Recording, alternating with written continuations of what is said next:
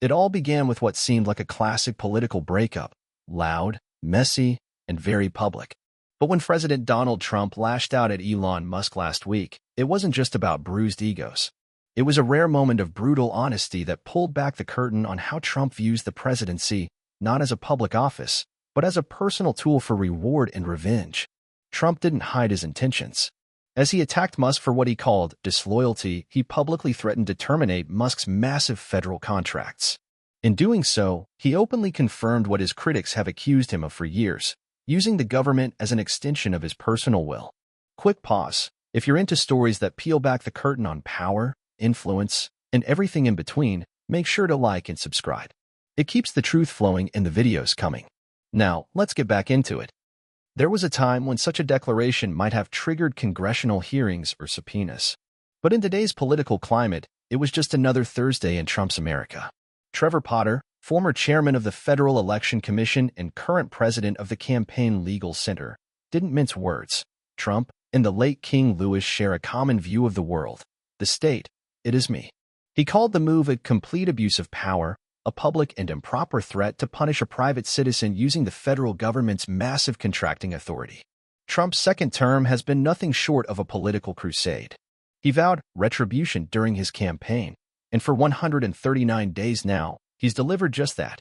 From law firms to news organizations, generals to universities, and even members of his own previous administration, Trump has used the presidency like a wrecking ball, swinging it at anyone who dares oppose him. This isn't subtle. He's openly admitted to targeting law firms with executive orders simply because they employed people he didn't like. He's yanked security clearances and even security guards from former officials he labeled disloyal. Just last week, he ordered an investigation into President Biden's use of an autopin, even though Trump used one himself. In another executive order, Trump ordered probes into Chris Krebs, the former election security official who publicly denied that the 2020 election was rigged. That denial, in Trump's view, was enough to merit investigation. Essentially, disagreeing with Trump's narrative has become a punishable offense. And it doesn't stop there. In just 5 months back in office, Trump has transformed the White House into a financial engine for himself, his family, and their vast business interests. Hundreds of millions have flowed in through crypto ventures and international deals, often with parties directly impacted by U.S. government policy. This is where Elon Musk re-enters the story. Musk, who gave nearly $300 million to help re-elect Trump last year, became an emblem of how Trump blurs the line between public power and private loyalty. While continuing to run his companies, Musk was appointed a special government employee, giving him privileged access to cut through red tape at multiple federal agencies. That mattered a lot because Musk's companies had skin in the game.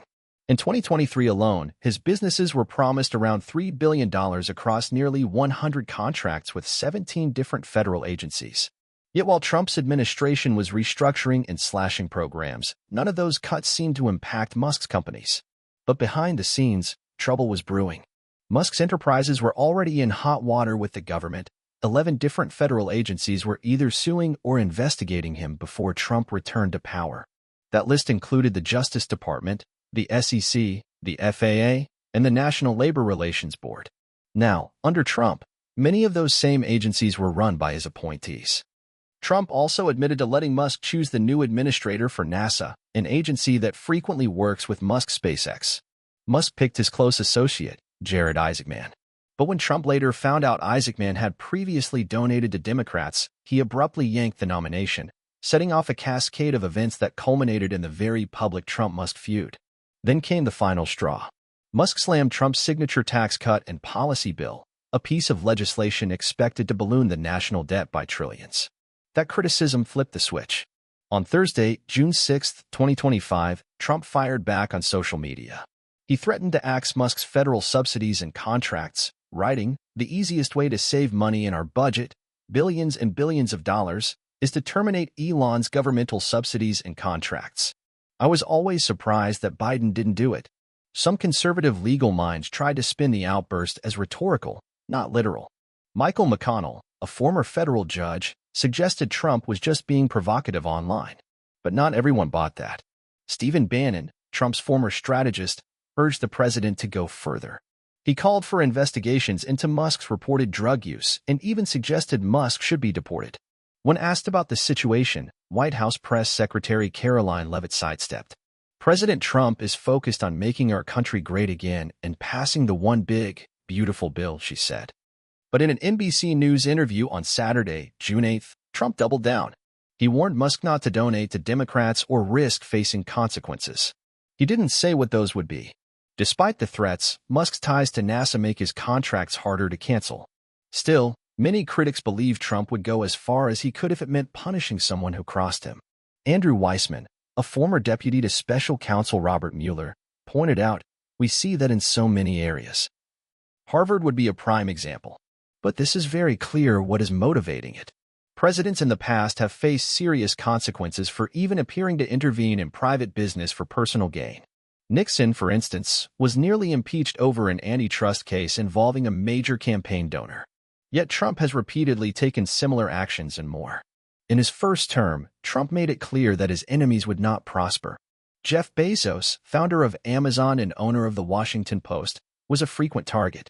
Trump allegedly instructed aides to deny Amazon a $10 billion cloud computing contract, saying, "Don't give it to Bezos because he never supports me." The Pentagon gave the contract to Microsoft, prompting a lawsuit from Amazon. Eventually, the deal was canceled altogether after Trump lost re-election. Trump also pushed aides to raise shipping rates for Amazon, bringing it up more than 30 times in meetings. And when CNN's parent company, Time Warner, sought to merge with AT&T, Trump told aides to kill the deal, although they reportedly ignored him. Still, when the Justice Department sued AT&T, Trump assumed it was because of his orders. Now, in his second term, the pattern continues. The FCC, under a Trump appointee, launched an investigation into CBS, the same network Trump is suing for $20 billion. The timing? Suspiciously close to when CBS's parent company, Paramount, is negotiating a major merger that needs Trump administration approval. Even some conservative voices have raised red flags, warning that the FCC's probe could set a dangerous precedent for targeting political opponents. Trump has also used his pardon powers in the Justice Department to protect allies, many of whom have donated generously to his campaigns. His SEC even froze a fraud lawsuit against Justin Sun, a Chinese billionaire with links to Trump-affiliated crypto ventures. The key difference now? The Supreme Court has ruled that Trump, as president, has immunity from criminal prosecution for official acts. That ruling effectively shields the kind of retaliatory behavior he's openly engaging in. And knowing that, Trump has grown even bolder, wielding presidential power not with caution, but with vengeance. The message is clear. For Trump, loyalty is currency. And those who don't pay up, like Elon Musk, may find themselves on the wrong end of a very powerful presidency. This feud isn't just about egos, it's about how power is wielded at the highest levels of government. If you found this video useful, don't forget to like, subscribe, and share your thoughts in the comments. Until next time, stay tuned.